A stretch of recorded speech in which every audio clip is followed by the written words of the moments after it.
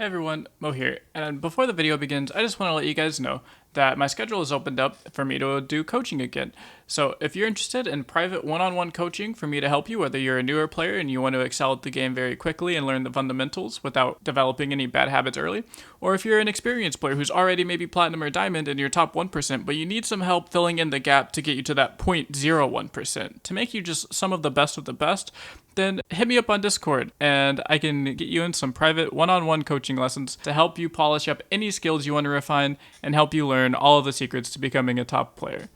That's it. I hope you enjoy the video. Hey everybody, Mo here, and welcome back to another deck guide for dummies video. And in this video, I'm going to bring you guys a deck guide on the Turbo Thrall Lissandra Taliyah deck. Now, when this deck was first kind of discovered about a month ago when we got our very first set of Thrall cards, it was really bad. That wasn't a month ago, that was probably several months ago. But with the release of Malphite now and like that expansion, I don't remember what that expansion was called, we got a bunch of really good cards. Like we got Time in a Bottle, we got Imagine Possibilities, I believe this also came out during that set. We got Clockwork Curator came out in that set. We got a bunch of cards that really helped just push this landmark Thrall style deck to the next level, as well as the biggest thing for it is the meta. The meta right now actually really favors this style of deck. This Thrall's deck there's three major decks in the meta right now if you guys are not aware. Those three decks are Thresh Nasus, Trundle Lissandra Matron, and Azir Aurelia combo. So those are the three major decks, and this deck right now beats two of those very well. This deck beats Thresh Nasus very well because you play things like Avalanche, Ravine, and you can clear their early board while frostbiting their big Nasus when they go to Atrocity, and then you just kind of win the game because they can't deal with 24 power of overwhelm units attacking. And then you beat Trundle Lissandra because you're just faster than them. You just turn into a combo deck that they can't stop because they can't interact with landmarks at all. So you just go like make landmark. Eventually, like, you can just win with playing Matron with, or not Matron, sorry. You win with just Watcher from the Lissandra. But you don't even need Watcher with the Lissandra. Like, just attacking them, if you can set up a turn where you're attacking with 4 8/8 overwhelm units, you can usually get enough damage in there to make it to where your very next attack will win you the game. So there's a lot of really neat things about this deck that people don't see. A lot of really cool interactions with things like Clock Hand. And in this guide, I'm just going to go over a mulligan guide, why each card is in the deck, and then a matchup guide on how to play against each matchup. So, before we get into the video and all that stuff, I want to ask you guys to go ahead and subscribe to the channel if you enjoy deck guides like this. I have a whole bunch of deck guides. I post deck guides on every tier 1 deck, and subscribing helps me out with the YouTube algorithm. It's free, easy, and if you change your mind later, you can always just unsubscribe. So, that's it for the intro. Let's go ahead and get into the video. So let's start by going over why each card is in the deck, and then we'll move on to how to mulligan, and then the very last portion will be how to do a matchup guide into each matchup. Now, you'll have to ignore my cat in the background. I don't really know what's happening. She's a new kitten. We got her recently, I think about in the last month, and all she does is just meow really loudly. So if you hear meowing in the background, that's what that is. We don't know why she does it. So let's go into the deck. So Ancient Preparations is good on turn 1. It helps you set up your future turns. It lets you predict into anything you need for the possible matchup. If you're against something like Thresh Nasus, it helps you predict into Avalanche, Blighted Ravine. If you're against some type of aggro deck, it helps you predict into Ice Shard or Tavern Keeper. If you're against some type of slow, controlled, grindy deck, it could let you predict into either one of your landmarks like Frozen Thrall, Preservarium, or can help you go into something one of your mid game, which is like your Drakthor and your Taliyah and stuff like that. So all in all, this card's just really good, really flexible, and high skill ceiling, depending on the matchup you're in. Frozen Thrall, this is just here to have one of your really good curves where you just go like Frozen Thrall on 1, Drakthor on 5, boom, you're cooking. Imagine Possibilities. This card, I've used like probably like 85 to 90% of the time to just advance my landmarks by 1.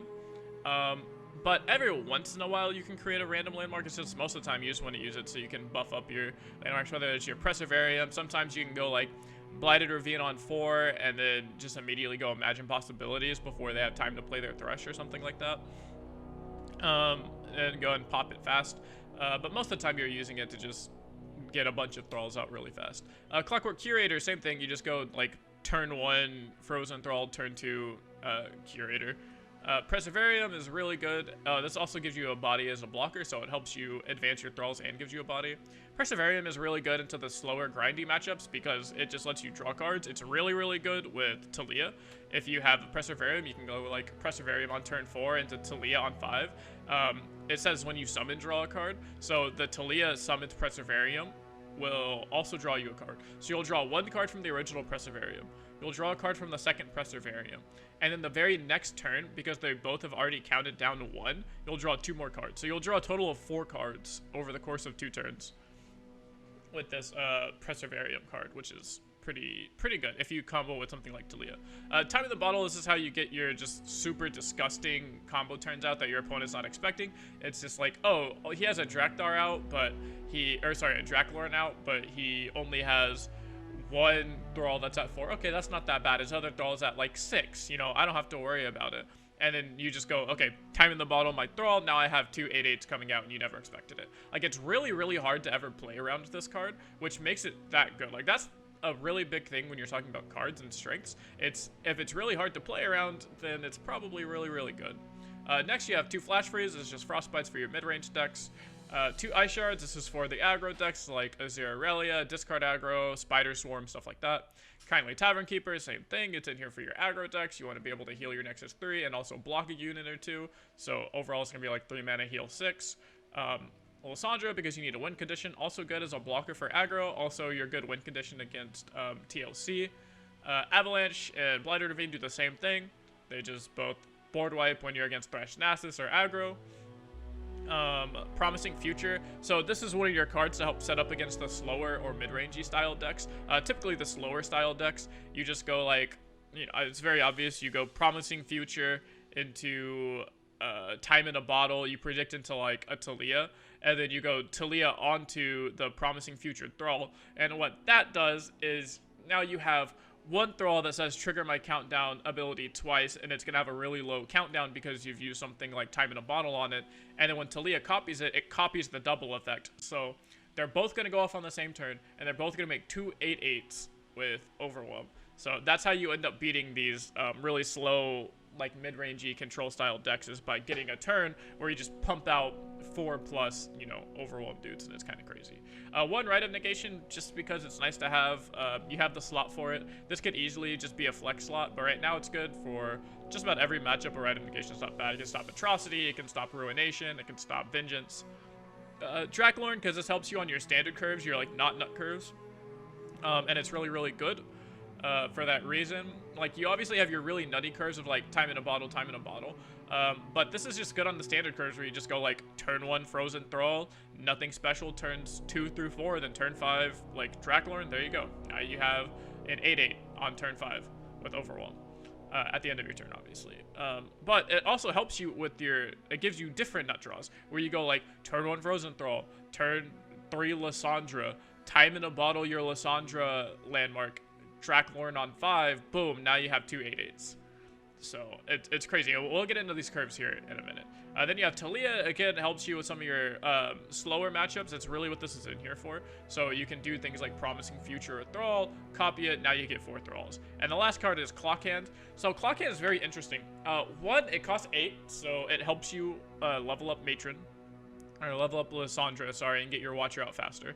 And 2, it gives you these instant sentries, which are really, really nice because it says advance a landmark by 4, and you get 2 of these. So because you get 2 of these, you can instantly pop any Thrall you want. And the coolest thing you can do with it is if you play the Watcher against TLC, their only real counterplay is to do something like Entomb. And if they Entomb your Watcher, then you just go, okay, advance the Entomb. Like, you can advance the Entomb countdown on your Watcher and then be able to open attack with it, which is something that's really, really neat. So this gives you a lot of options of either, it's sometimes going to be like an 8 mana, like you get an 8/8 Overwhelm unit and a 4/7 body, and that's 2 triggers for your Watcher. And also it could just be like this could just be a utility spell, because they're not fleeting or anything, so you can just hold on to them. It can be a utility spell to make sure that your Watcher isn't entombed or anything like that and can actually attack. So that's why each card is in the deck. That's the purpose. That's what they do. Now we're just going to go over curves with the deck that you want to look for. And then we're going to go into matchup guide and mulligan guide. Alright, so now we're going to go over general curves. So the curves for this deck are very simple. There's only about two standard curves, and then outside of that, there's no such thing as a standard curve. It's just kind of like improvising with your advances and predicts, and it's all really matchup dependent, which is one of the things that makes this deck really, really good, is that you have the ability to make up whatever curve and to search every card that you need in a specific matchup. It's not just like, in most control decks, you usually have part of your deck that's really good against mid-range, part of your deck that's really good against aggro, and then part of your deck that's really good against control. And when you're in one of those three matchups, you just kind of hope to not draw the other half. Like, when I'm playing against control, with my control deck, I don't want to draw all of my anti-aggro cards, and vice versa. When you're playing against aggro, you don't want to draw all of your 8 drops whenever you're like anti-control cards, right? So that's the good thing about this deck. It's because you play so many predicts, you can kind of stop that from happening, to where you go, okay, I'm playing against aggro, let me predict on turn 1 into my Ice Shard and Avalanche and stop myself from drawing my Clock Hand and Taliyahs and stuff like that, and Rite of Negations that you don't really want. So that's one thing I want to get out of the way first, is that predicting is really good. You can force yourself to draw all of the good cards you need in each matchup. And then, so now I'm just going to tell you guys about the 2 curves. They're very simple. One good curve is just you go Ancient Preparations on 1, or sorry, Frozen Thrall on 1. You go Lissandra on turn 3. You passed your turn 2, so you have 2 spell mana, as well as you have this like turn 4 coming up. But if you're against some sort of like a mid-range or a slower style deck, you go Thralls on 1, Lissandra on 3, Promising Future onto the Lissandra, the Lissandra Thrall, or really either Thrall, and then you can promise, where's it at? Time in a Bottle, the Lissandra Thrall. Now you'll have 2 Thralls at 4, and then turn 5 you Draklorn, and you'll get 3 8/8s at the end of your turn 5. So if you're attacking on evens, you get to open attack with 18 overall, or sorry, with 24 overall damage on turn 6, which is absolutely nutty. And this is like a very standard curve. Like, if you don't throw Promising Future in there, just the curve of like Thrall on 1, Lissandra on 3, Time in a Bottle, the Lissandra Thrall into Draklorn, like, that curve alone is actually super, super common, and that still gets you 2 8/8 overall units on your end of your turn 5, so you can be open attacking turn 6 with 2 8/8 units. So if you're against any mid-range deck or any like slow deck, they're gonna have a really hard time dealing with that open attack, and they're just gonna have a hard time dealing with both of those units as it is. And you're gonna always uptrade in mana, because you essentially spent 1 mana, 3 mana, 4 5 mana. You spent 10 mana to get 2 8/8 overwhelm units and a 4/5 and a Lissandra. So you spent 10 mana to get essentially what's 4 creatures, and 2 of them are huge. Most of the time, the way TLC is going to deal with stuff like that is with like a Vengeance and then a Frostbite, and then so that's 10 mana to only kill 1 unit, and they still have to, 1, find a long-term solution for the second 8/8 overwhelm, and then 2, they're still having to deal with this Draklorn. So if they're using Vengeances on things like your 8/8 overwhelm, then they're not killing your Draklorn, which makes it easier to set up another Draklorn term with either another like Frozen Thrall. So that's a really, really good curve. The second curve is just a much more simple curve. It's essentially the same curve, just for more aggro style builds. So you go Frozen Thrall or Ancient Prep on 1, depending on how aggro your opponent is. And then your turn 2 is just Clockwork Curator. Your turn 3 is just going to be either Tavern Keeper, Lissandra, or if you skip your turn 1, you can play an Avalanche here. It depends on how aggro your opponent is. And then after that, you just go like Draklorn and you win the game. So if you go Frozen Thrall on 1, turn 2 you play Curator or you don't. Turn 3 you can play Avalanche or a unit. And then turn 4 you can play Blighted Ravine, and then turn 5 Draklorn, and then now you have an 8/8. So you've gone turn 3 Avalanche, turn 4 Blighted Ravine. So you've board wiped your aggro opponent twice into playing a Draklorn, and then now at the end of your turn 5 you get an 8/8. So that's your really good anti-aggro curve, is turn 1 Frozen Thrall, turn 3 Avalanche, turn 4 Blighted Ravine, turn 5 Draklorn, and then boom, you're good to go. You're good, and the first curve I told you is a good anti-control and anti-mid-range curve, and against the more mid-rangey unit style decks like Demacia style, all you really want to do is just like combo off. They can't really stop you from comboing off with 8/8s. That's definitely your hardest matchups though, but for the most part, I would just try and get a bunch of 8/8s as much as possible, maybe a flash freeze in there or something like that. So those are the curves with the deck. Now I'm just going to go into the main meta. We're going to look at matchups, and I'm going to tell you what your game plan is against each specific meta deck. Now this is going to be the matchup portion where I just tell you what your game plan is against every single of the top meta decks. I'm not going to go over every single deck in Runeterra. I'm just going to go over the like 5 or 6 most played decks as far as most played in Masters. So first we'll start off with the top dog, so Azir Aurelia. This matchup's not very favored for you because you can't really deal with their landmarks well, and every one unit that they blade dance ends up being an insane amount of damage. Your best line of action is just to get like an Ice Shard and an Avalanche. Sorry, I forgot the name of it. Like an Ice Shard and an Avalanche to try and punish their like really early curves of if they try to get too aggressive on you with something like Dune Keepers and duos and stuff like that. As well as an Ice Shard can save you a lot of health if they do end up getting like Deus Azir, Deus Azir. It can buy you essentially an extra turn by saving, you know, 6+ damage from Sand Soldiers.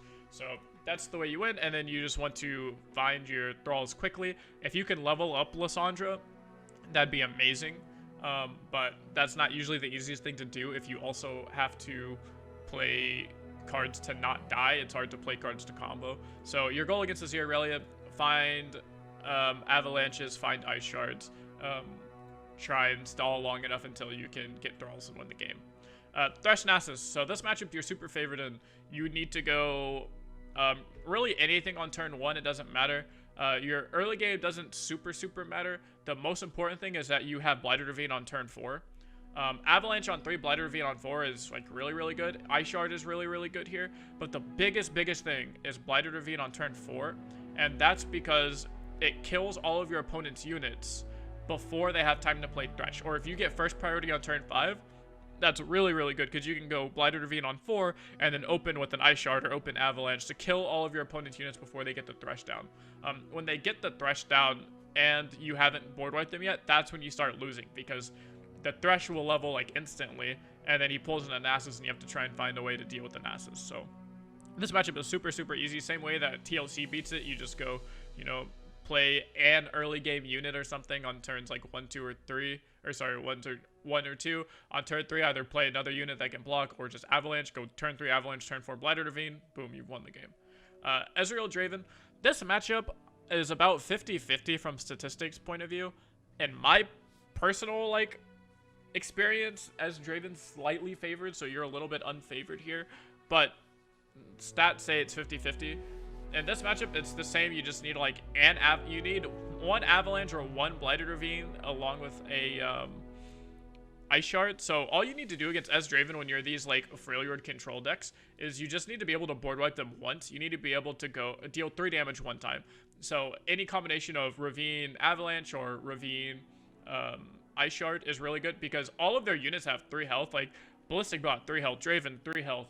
The 4/3 unit has 3 health, so you need to be able to have your Avalanche Ravine and then have one other card to go with it, either a second Avalanche Ravine or an Ice Shard. And then after that point, you just kind of combo off. They do play Scorched Earth. A lot of people are on 2 Scorched Earth. Rarely ever 3, but most of the time 2, so it's really hard to get your, like, from my experience again, to go turn 1 Frozen Thrall into your, like, turn 5 super combo. Especially since they can just go like Mystic Shock Flock or go like Static Shock Flock your 4/5. So because they can kill Draklorn very easily, most of the time you just have to win through like advancing your landmarks, and if they ever have Scorched Earth, that just makes you kind of sad. So like I said, stats say the matchup's 50-50. I think it's a little bit unfavored. Your main goal here is just to try and get a really big combo turn as fast as you can on like turns 5 or 6 or 7, as well as just find a way to Avalanche, have double Avalanche or 2 ways to board wipe them. Next is the TLC matchup. This matchup is you're super favored in. Basically, you just want to combo off, so just look for Thralls, look for Draklorn, look for advances, ways to advance your landmarks. All of those ways are really good. So even if you go like turn 1 Thrall, turn 2 Pass, turn 3 Lissandra into that like time in a bottle, promising future style like nut curve, and then they go, okay, Vengeance your Draculorn. Like, Vengeance is the only real answer they have to Draculorn. So one, they have to be smart enough and cognate enough to hold open Vengeance for the Draculorn.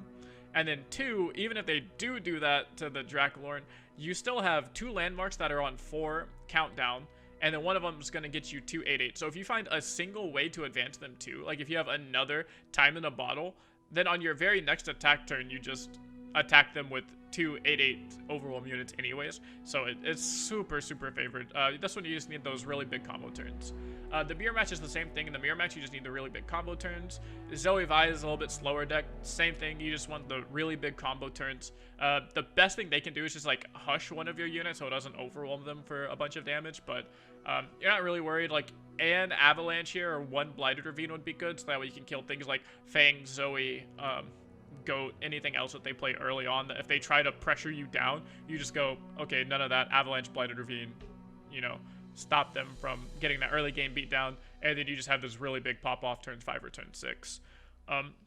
Your aggro decks like Jinx, Draven, and Spiders and Pirates and stuff like that, you just want Blighted Ravines and Ice Shards. Your goal against aggro is to run them out of cards. So if you just go Blighted Ravine, if you go, you know, Blighted Ravine, Avalanche with an Ice Shard backup, you eventually just board wipe them so many times they're going to run out of cards and you're just going to win the game.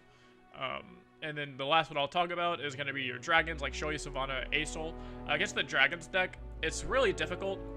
You're looking for one of your combo turns, but you have to gauge on how fast they're going. If they have a really aggressive opener, you're going to want to predict for an Avalanche or a Blighted Ravine. If they don't have that aggressive opener, like if they don't go Zoe on 1, 3-2 on 2, something on turn 3, then you can probably afford to just go like Frozen Thrall into, probably not Lissandra, but just go like Frozen Thrall into Frozen Thrall, or maybe Frozen Thrall into Lissandra. Find a way to get your Draculorn up there.